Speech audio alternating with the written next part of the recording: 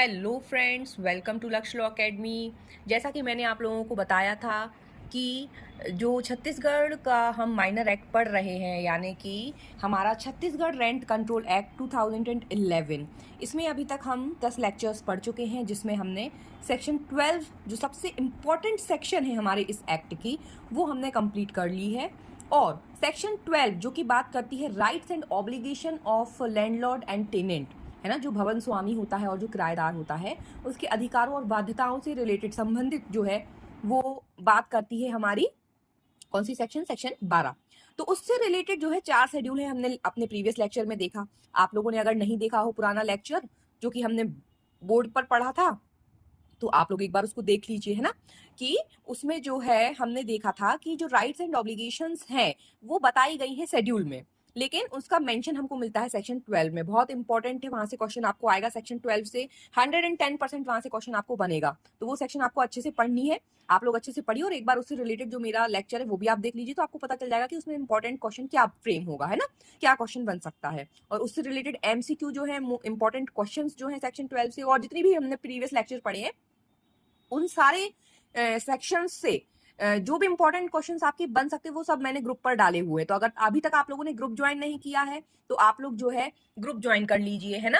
आप लोग क्या कीजिए, ग्रुप ज्वाइन कर लीजिए जल्दी से, उसमें आपको इंपॉर्टेंट क्वेश्चंस मिल जाएंगे। और ये देखिए, मैं आपको थोड़ा सा दिखा रही हूँ, भारतीय न्याय संहिता 2023 की तैयारी चल रही है। अभी मैं बना रही हूँ आप लोगों के लिए कि मुझे कैसा पढ़ाना है, क्या पढ़ाना है। तो अभी जस्ट प्रिपरेशन चल रही है, जब ये प्रिपरेशन कंप्लीट हो जाएगी तो मैं आपको डेफिनेटली जो है भारतीय न्याय संहिता जो है जल्द से ही स्टार्ट करूंगी। थोड़ा सा आपको मैं एक बता रही हूँ कि कैसे किस टाइप से प्रिपरेशन चल रही है ना। आप लोगों को पढ़ाने के लिए भी बहुत तैयारी करना पड़ती है, तो इस तरीके से कुछ प्रिपरेशन चल रही है ना। मैं आप लोगों के लिए इंपॉर्टेंट जो केस लॉज हैं, जो मैगजीन्स हैं, कहाँ से क्या कनेक्ट होगा, ये सब पहले मैं अपने लिए तैयार कर रही हूँ। उसके बाद जो है मैं आप लोगों को पढ़ाऊंगी, ठीक। सो वेट करिए भारतीय न्याय संहिता का। तो अभी 18 तारीख के बाद ही भारतीय न्याय संहिता स्टार्ट होगी। चलिए, बिना टाइम वेस्ट किए हुए आज का लेक्चर हम स्टार्ट करेंगे, जो कि आज का लेक्चर है हमारा सेक्शन 12 से रिलेटेड शेड्यूल्स का, है ना। सेक्शन 12 की सबसेक्शन 1 जो है वो टेनेंट के राइट से रिलेटेड थी। जब हमने सेक्शन 12 पढ़ा और सेक्शन 12 की सबसेक्शन 1 में हमने देखा तो उसमें टेनेंट्स के सबसे पहले राइट्स बताए गए थे। तो ये राइट्स हमें देखना है। बेसिकली जब हम कोई अदर लॉ पढ़ते तो उसमें हम शेड्यूल बहुत कम एक्ट्स की पढ़ते, लेकिन इसमें से आपको क्वेश्चन बनेंगे, इसलिए हमें इसकी शेड्यूल भी एक बार रीड करना जरूरी है, क्योंकि जो राइट्स और ऑब्लिगेशन है वो बताए तो शेड्यूल में ही गए हैं। तो चलिए फटाफट से हम लोग राइट्स देख लेते हैं, है ना। और आप इनको क्या करिएगा, एक शॉर्ट में आप इनको याद रखिएगा। तो सबसे पहला राइट जो टेनेंट का होगा भाई, वो क्या होगा, सीधी सी बात है। देखिए, किराएदार किराया देगा और किराया देने के बदले में उसको क्या चाहिए, रिसिप्ट चाहिए। हम कहते हैं ना, हम किसी भी चीज का पेमेंट करते तो भैया उसकी रिसिप्ट दे दीजिए। तो यहाँ पर सबसे पहला राइट टेनेंट का जो है वो यही है, right to receive at the commencement of tenancy a copy of the agreement. भाई एग्रीमेंट करवाया जाता है, तो जो एग्रीमेंट करवाते हैं टेनेंसी का, उसकी जो एक कॉपी है सबसे पहले वो रिसीव करेगा, है ना। उसके बाद सेकंड वाला पॉइंट है किराए की रिसिप्ट लेना। Right to receive receipt against payment made to the landlord either by way of security, deposit, rent और एनी ऑर्डर।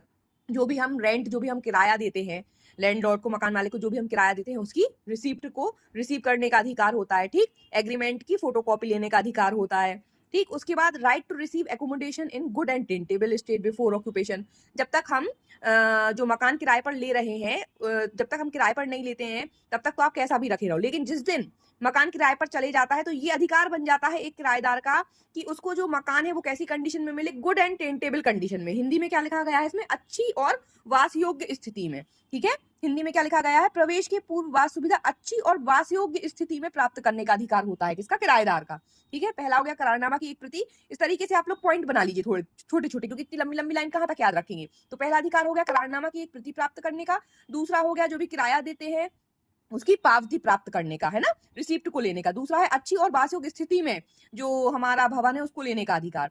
चौथा हो गया भाड़ा नियमित रूप से भुगतान किए जाने के अध्ययन तथा वास सुविधा का उसी प्रयोजन हेतु जिसके लिए वह भाड़े पर प्रदान किया गया था, उपयोग किए जाने के अध्ययन वास सुविधा के कब्जे का निर्बंधन निर्विघ्न भोग का अधिकार।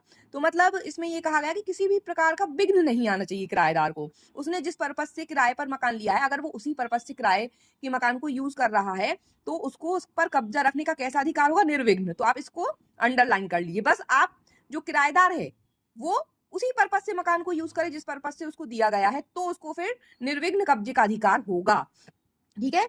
Right to enjoy quiet possession of the accommodation subject to regular payment of rent and subject to use of accommodation for the purpose. अगर किराएदार जो है, जो टेनेंट है, वो टाइम टू टाइम किराया पे कर रहा है और जिस पर्पज से उसको एकोमोडेशन किराए पर दिया गया उसी पर्पज से यूज कर रहा है, तो फिर क्वाइट पोजेशन का उसका अधिकार होगा। अब देखिए इंपॉर्टेंट है प्रोविजो, यहां से आपको क्वेश्चन बनेगा, ध्यान रखिएगा, यहां से आपको क्वेश्चन बनना है प्रोविजो से, क्योंकि इसमें आपको सब एग्रीमेंट वाली बात आपको यहां मिल रही है।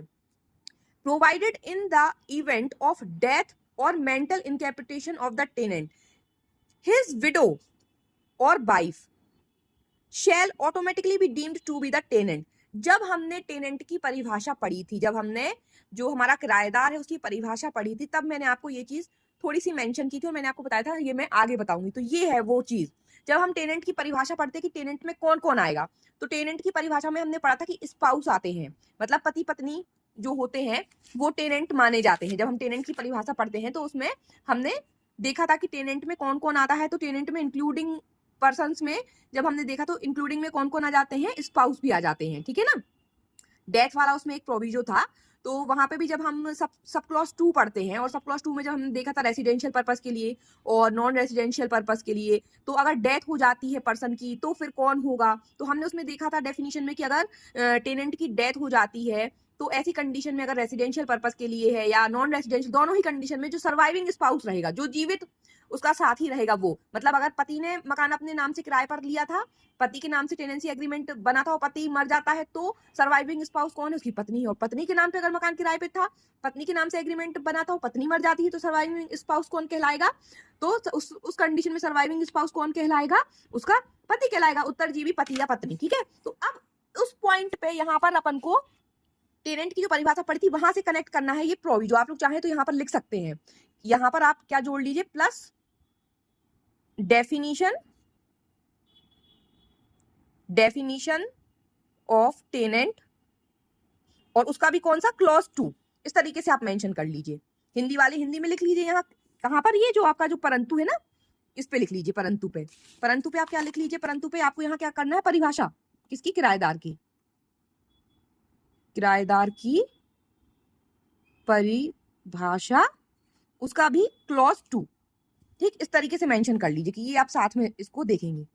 ठीक है। यहां से क्वेश्चन देखिए, अब पढ़ लीजिए फटाफट से।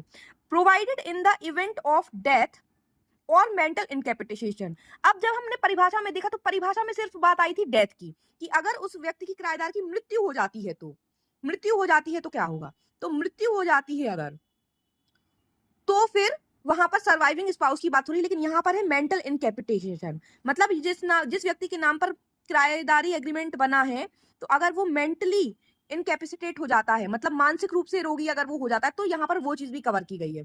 तो मानसिक रूप से भी अगर कोई व्यक्ति रोगी हो गया है तो उस कंडीशन में भी उसकी वाइफ जो है वो हकदार बन जाती है टेनेंट के लिए। ठीक है। तो डेथ वाली कंडीशन में तो सर्वाइविंग स्पाउस होगा ही, ये तो परिभाषा से पता चल गया। लेकिन अगर डेथ नहीं हुई है, वो मानसिक रूप से रोगी हो गया है व्यक्ति, तब उस कंडीशन में क्या होगा, तो उस कंडीशन में अगर मर गया है तो उसकी विडो, उसकी विधवा, और अगर मेंटल इनकैपेसिटेशन हो गया था तो उसकी wife shall automatically be deemed to be tenant. तो इन दोनों कंडीशन में जो बीवी रहेगी वो अपने आप ही ऑटोमेटिकली टेनेंट समझी जाने लगेगी, लेकिन एक फॉर्मेलिटी पूरी करना पड़ेगी, वो क्या, subject to her endorsing through a supplemental agreement to take upon herself the rights and obligations contained in the agreement executed by her husband. उसको एक सप्लीमेंटल एग्रीमेंट बना के देना पड़ेगा, ये एक छोटी सी फॉर्मेलिटी पूरी करना पड़ेगी, ऑटोमेटिकली टेनेंट मानी जाएगी, लेकिन फिर भी एक सप्लीमेंटल एग्रीमेंट देना पड़ेगा ताकि वो अपने आप को राइट्स और ऑब्लिगेशंस जो भी एग्रीमेंट एग्जीक्यूट किया था उसके हस्बैंड ने, वो उसके नाम पर आ सके। एक बार हिंदी में भी पढ़ लीजिए। परंतु किराएदार की मृत्यु अथवा मानसिक रोग से पीड़ित होने की स्थिति में उसकी विधवा या पत्नी, तो अगर मर गया है तो विधवा, और अगर मानसिक रूप से रोगी हो गया लेकिन जीवित है तो उसकी पत्नी को उसके पति द्वारा निष्पादित करारनामे में अंतर्विष्ट समस्त अधिकार एवं बाध्यताएं अपने पर लेने के लिए एक उपकरारनामा के माध्यम से उसके द्वारा उल्लेख करने पर स्वयं किराएदार माना जाएगा। तो यहाँ से आपका बनेगा ऑब्जेक्टिव। ठीक है। यहाँ से आपका ऑब्जेक्टिव बन सकता है कि यदि किसी कोई किराएदार मानसिक रूप से रोगी हो गया है तो पत्नी किराएदार का, किराएदारी के लिए पत्नी को क्या करना होगा, तो एक उपकरारनामा जो है उसको देना होगा, ऑटोमेटिकली होगी, लेकिन यहाँ पे उपकरारनामा देना पड़ेगा। तो ये आपको कहाँ मिलता है, दूसरा आपका क्वेश्चन यहाँ से कहाँ बन सकता है, तो आपको ध्यान रखना है ये आपको कहाँ मिलता है, शेड्यूल 1 में। ये प्रोविजन कहाँ मिला आपको, शेड्यूल 1 के सीरियल नंबर 4 के प्रोविजो में। थोड़ा सा छोटी छोटी सी चीजें भी हम याद रखेंगे कि हमारा क्वेश्चन कहीं से कहीं तक गलत ना हो, ठीक है। तो ये जो सब एग्रीमेंट वाला जो पॉइंट है वाइफ के लिए, वो कहाँ है, शेड्यूल 1 की सीरियल नंबर 4 के प्रोविजो में। तो ये क्वेश्चन हो गया आपका एक तो यहाँ से। अब दूसरा देख लीजिए आप यहाँ पे, अब छोटे छोटे से और राइट्स है कुछ। Right to all facilities and amenities forming part of the accommodation in the working and functional manner. समस्त सुविधाएं तथा साधन जो वास सुविधा का भाग हो को सर्वथा कार्यशील और एवं क्रियाशील स्थिति में पाने का अधिकार, ठीक है ना। जितनी भी सुविधाएं होती हैं, जितने भी साधन होते हैं, जो वास सुविधा का जो उस एकोमोडेशन का पार्ट है, वो हमेशा कार्यशील रहे, क्रियाशील रहे, क्रियाशील स्थिति में पाने का अधिकार होता है किराएदार का। ऐसा नहीं कि भैया जब उसने किराएदारी में आया आपने लेके उसको बंद नल पकड़ा दिए, वॉशरूम के नल ही नहीं चल रहे हैं, लाइट्स खराब हैं, ऐसा नहीं होगा। जब भी वो किराए पर लेगा तो ये सब चीजें जो है आपको सब चालू हालत में देना है, ठीक है। उसके बाद right to routine annual upkeep and facilities of the, अब यहाँ से आपको कुछ लोगों के दिमाग में आएगा कि जब किराए पर मकान देना है तभी ये सारी फैसिलिटीज मेंटेन करके देना है या बाद में भी, तो उसके लिए ये है क्लियरिफिकेशन के लिए नेक्स्ट वाला point, right to routine annual upkeep and facilift of the accommodation by the landlord or right to get the annual unkeep work done against reimbursement of annual expense by the landlord subject to such reimbursement not exceeding 1 month's rent after every block of 11 months of occupancy। तो यहाँ पर क्या बताया गया है, भवन स्वामी द्वारा वास सुविधा का वार्षिक रख रखाव और अनुरक्षण कराए जाने का अधिकार। ऐसा नहीं है भैया कि जब आपने किराए पर मकान दिया तभी आपको सारी सुविधाओं का ध्यान में रखना है, तभी आपको सब सही करवा के देना है, नहीं।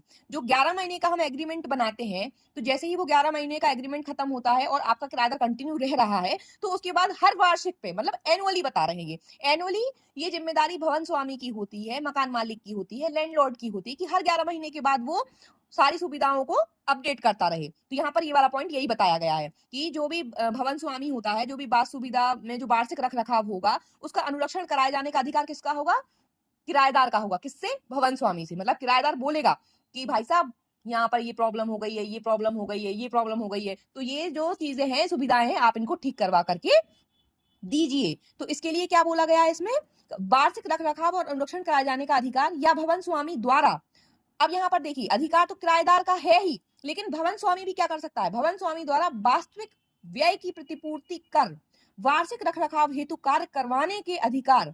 ऐसी प्रतिपूर्ति अधिभोग के 11 माह के प्रत्येक खंड के पश्चात 1 माह के भाड़े से अधिक नहीं होगी। अब भवन स्वामी जो है ना, वो चाहे तो 1 माह का किराया इस काम के लिए बोल सकता है किराएदार को, कि वो बोल सकता है कि हम 1 माह का किराया जो है आपसे ले लेंगे, लेकिन 1 माह से ज्यादा नहीं ले सकता। और जितना भी उसमें डैमेज वगैरह हुआ है, क्योंकि चूंकि होता क्या है, देखिए रह तो रहा है किराएदार मकान में, है ना, यूज तो साल भर से मकान किराएदार ने ही किया है मकान को, तो जो भी उसमें जब भवन स्वामी ने किराए पर मकान दिया था, तो उसने तो आपको लाइट बढ़िया चकाचक करवा के दी, पंखे लगवा के दिए, आपके वॉशरूम्स के नल फिट करवा के दिए। अब किराएदार जो भाई साहब है वो रहे साल भर, उनने ये खराब कर दिया, वो खराब कर दिया, अब भवन स्वामी से कह रहे हैं आप ठीक करवा के दो। तो नैतिकता की दृष्टि से देखा जाए तो खराब तो किया है किराएदार ने, तो जिम्मेदारी तो बनती है मकान मालिक की सही करवाने की सारी चीजें, क्योंकि अब एक्ट में लिखा है ना, एक्ट में लिखा है कि कौन करवा के देगा, भवन स्वामी। लेकिन साल भर से भैया रहे तो तुम हो, यूज तो तुमने किया है, तो खराब तुमने किया, तो यहाँ पर एक क्लॉज भवन स्वामी के लिए भी दे दिया, है ना।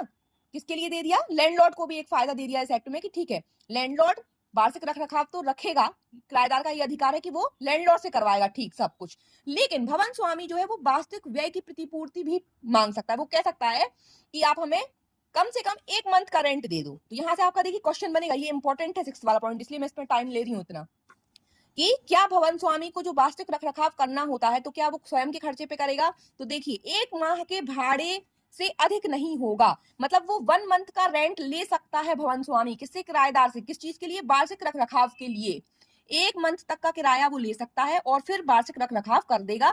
जो भी एनुअल अनकीप उसमें कराने की जरूरत है, जो भी क्षति हो गई है, वो डैमेजेस ठीक करवाने की जो भी जरूरत है, वो सब करवा देगा भवन स्वामी।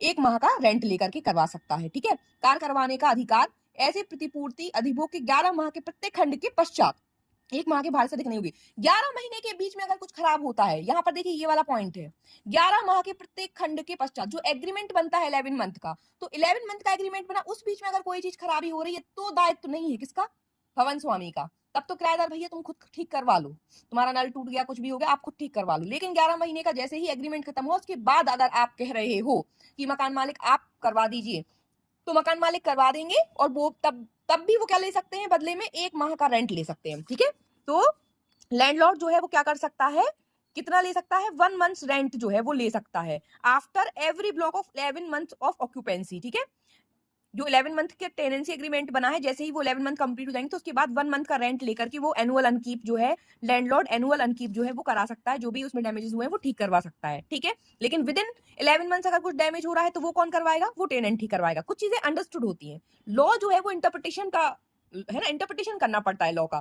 तो यहाँ पर आपको वो लिख के नहीं देंगे। इस वाले सेंटेंस का मतलब अपने आप में क्या निकल के आ रहा है कि after every block of 11 month of occupancy, जो 11 महीने का एग्रीमेंट बनाया ना भाई साहब हमने टेनेंसी का, वो बनाया ही इसलिए क्योंकि 11 मंथ बाद अगर किराएदार कंटिन्यू करेगा तो एक नया टेनेंसी एग्रीमेंट बनेगा, मतलब हमारी टेनेंसी नई है अब। तो इस 11 मंथ के बाद फिर से ये सारी कंडीशंस जो हैं, फिर से क्या अधिकार होंगे, क्या दायित्व होंगे, वो फिर से लागू हो रहे हैं दोनों पार्टीज पे। तो यहाँ पर क्या होगा, जब 11 मंथ खत्म होंगे ना, तो ये वाला राइट जो है किसका, लैंडलॉर्ड का, वो आ जाएगा कि आपको कैसा देना है, बात सुविधा को सारी फैसिलिटीज और एमिनिटीज के साथ देना इसलिए। लेकिन चूंकि आप पिछले साल भर से आप रह रहे थे और आपने ही डैमेज किया, इसलिए थोड़ा सा बेनिफिट यहाँ पे लैंडलॉर्ड को मिल गया कि ठीक है भैया एनुअल अनकीप आप करा दो, लेकिन बदले में क्या ले लो, 1 मंथ का रेंट ले लो, लेकिन उससे ज्यादा नहीं लेना। ठीक, अब उसके बाद है 7th, guarantee against any wilful cutting of essential supplies like water and electricity by the landlord or his agents। ये बहुत इंपॉर्टेंट है भैया अधिकार किराएदार का 7th वाला। बिजली और जल जैसे आवश्यक आपूर्ति भवन स्वामी या उसके अभिकर्ता द्वारा जानबूझकर नहीं रोके जाने की गारंटी मांग रहे हैं भैया। भले ही किराएदार आपको रेंट समय पर ना डाले, आप खाली करवा लो। अगर वो किराएदार आपको रेंट टाइम पर नहीं डाल रहा है तो वो आप मकान मालिक के लिए एक ग्राउंड है खाली करवाने का। अगर किराया टाइम पे नहीं डाला जा रहा है तो वो कह सकता है कि आप खाली कर दो मकान, कोर्ट में जाके बोल सकता है कि सर ये किराया टाइम पे नहीं डाल रहे हैं, हमारा मकान खाली करवा दीजिए। लेकिन किसी भी कंडीशन में आवश्यक आपूर्ति जो होती है, जो एसेंशियल सप्लाईज होते हैं कि आपने इलेक्ट्रिसिटी कट कर दी, वाटर पीने का पानी आपने बंद कर दिया, ये नहीं कर सकते। इसकी गारंटी पाने का अधिकार किसका है, इसकी गारंटी पाने का अधिकार है किराएदार का, कि कब जो भी बिजली है, जल है, जो आवश्यक नेसेसिटीज वाली जो चीजें हैं, नेसेसरी जो है ना एसेंशियल से, उनको आप कट नहीं करेंगे। ये किसका राइट है, ये अधिकार पाने की, गारंटी पाने का अधिकार है किसका, आपके किराएदार का, टेनेंट का। लास्ट है security of tenancy subject to non impinge upon the rights of the landlords included in schedule 2। अभिधृति की सुरक्षा यदि अनुसूची 2 में सम्मिलित भवन स्वामी के अधिकारों का हनन ना हो रहा हो। यहाँ पर दूसरा जो है 8वां जो अधिकार है वो क्या है, अभिधृति की सुरक्षा, सिक्योरिटी ऑफ टेनेंसी, यदि अनुसूची 2 में सम्मिलित भवन स्वामी के अधिकारों का हनन नहीं हो रहा है। मतलब अगर किराएदार ऐसा कोई काम नहीं कर रहा है जिससे मकान मालिक के अधिकारों का हनन हो, मकान मालिक के अधिकार बताए गए हैं अब शेड्यूल 2 में, है ना, तो शेड्यूल 2 में अगर जो मकान मालिक के अधिकार है उन पर उनका कोई हनन नहीं हो रहा है किराएदार की ओर से, तो फिर उसको टेनेंसी की जो उसकी जो अभिधृति है उसकी सुरक्षा पाने का अधिकार भी है, सिक्योरिटी ऑफ द टेनेंसी। लेकिन वो कब है, टेनेंसी की सिक्योरिटी का अधिकार कब तक है, जब तक आप लैंडलॉर्ड के जो राइट्स हैं उनको जब तक आप इम्प्रिजन नहीं कर रहे हैं, जब तक आप उन पे कोई इफेक्ट नहीं डाल रहे हैं तब तक। ठीक, तो आपको यहाँ पे इंपॉर्टेंट याद रखना है 6 वाला क्लॉज। ठीक, 6 वाले क्लॉज में क्या ये कि 1 मंथ का रेंट, 1 मंथ से ज्यादा का रेंट नहीं ले सकते, 1 मंथ तक का रेंट लेके एनुअल अनकीप कराने का अधिकार है। और ये वाला इंपॉर्टेंट यहाँ से 22 वाला ही बनेगा, ये ध्यान रखिएगा 2 क्वेश्चन। ठीक, तो ये होती है हमारी शेड्यूल 1 यानी कि आपका राइट्स ऑफ टेनेंट। अब नेक्स्ट लेक्चर में हम देखेंगे राइट्स ऑफ लैंडलॉर्ड, क्योंकि ज्यादा लंबी क्लास हो जाती है तो मन नहीं लगता है किसी का भी, तो इसलिए अब मैं आपको ये बता रही हूँ कि ये जो आपका वीडियो आया है ना इतनी फास्ट फॉरवर्ड में, ये आया है सिर्फ एक कमेंट की वजह से। मैंने इतने लंबे टाइम से वीडियो नहीं डाला, लेकिन एक स्टूडेंट ने कमेंट किया कि मैम नेक्स्ट वीडियो कब आ रहा है, और आप लोग चेक कर सकते हैं जो लेक्चर 10 है उसका कमेंट और ये वीडियो डलने की स्पीड।